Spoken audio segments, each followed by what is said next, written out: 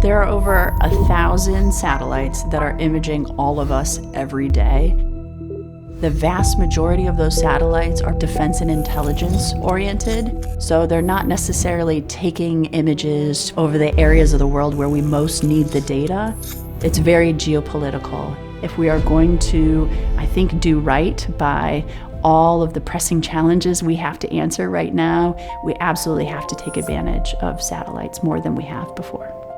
We can decide how to use that data. Common Space's mission is to make data accessible as a public good to humanitarians, but really everyone that needs access to high-resolution optical imagery. We're removing that bottleneck for a ton of constituencies that currently do not have access so that they can do their jobs more effectively. Whether that's about getting vaccines to the most vulnerable in the midst of a pandemic, preparing farmers for the next wave of pest or disease, finding an evacuation route from a disaster or from conflict, the user base is immense. The data from Common Space are going to be helpful across a crisis life cycle. Preparing for the crisis, responding and reacting in real time, but also recovering and hopefully recovering in a smarter, more resilient way. In the current landscape, we do have open satellite imagery, but it's coarser resolution, where you can't see structures and pathways and roads, and it's often out of date.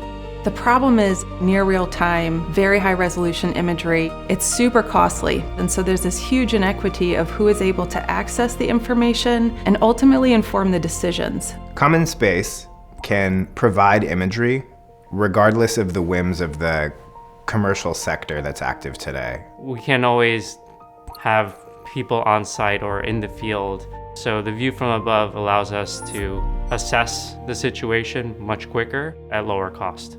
Institutions are also starting to line up behind the idea because they realize that it's not only a moral need, but the economics work out, where having a shared resource of this type actually lowers the cost for the community as a whole. Common Space is a nonprofit, and that capacity to be able to rely on a non-commercial entity whose ethics are aligned with us is huge. We can task the satellite, work with the community to manage that data, analyze that data, turn it into advocacy programs. It's actually changing the power dynamic. Something like this that would be free and openly available, I can see numerous partnerships that could be built from a tool like Common Space, just because it will be a very powerful, very comprehensive data set. Data is one of the huge contributors into the quality of AI-based systems. And a more open and a higher quality data set could be incredible for helping us become better. The people behind Common Space come from the satellite industry. These are not people who've come in from the outside with some pipe dreams. The solutions that I'm seeing that are being proposed by the Common Space team are pragmatic, are needed, and are really shaped by where the industry is today. We've got about 1 billion people on the planet that are suffering from extreme poverty.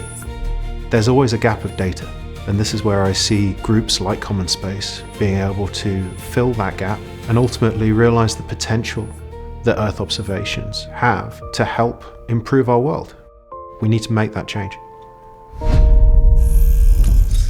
It's about empowering humanitarians to do their jobs better, faster, and cheaper than they could do it before, and I'm excited about the role that Common Space can play in their work.